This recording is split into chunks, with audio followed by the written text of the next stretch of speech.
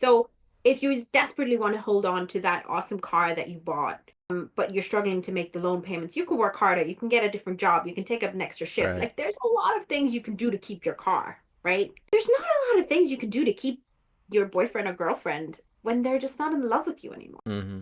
You can't really take extra shifts to earn more love. Like that's not how human relationships work. Do you know what I mean? So we very often in relationships, we really kind of that letting go can be that much harder because there's no work you can do, there's no task you can do, there's nothing that can make you more quote unquote deserving of that of their love or affection, which that's toxic in and of itself to think that you're only deserving of someone's love and affection by virtue of how hard you work or what you do Right, or right, yeah. tasks you fulfill. Of course you're not. You know, everybody is lovable for their own right.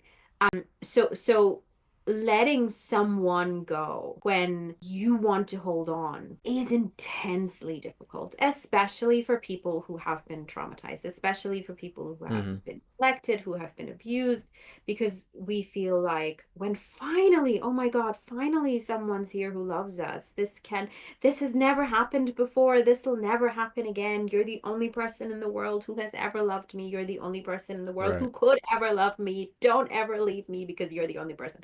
That's the kind of spinning, that's the kind of spinning sentence that just runs around in our head.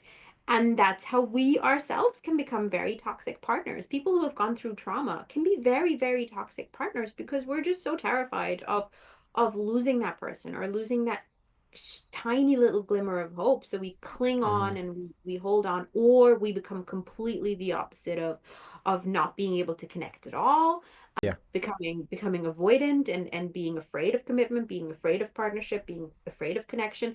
So it's very difficult being with a person who has gone through trauma.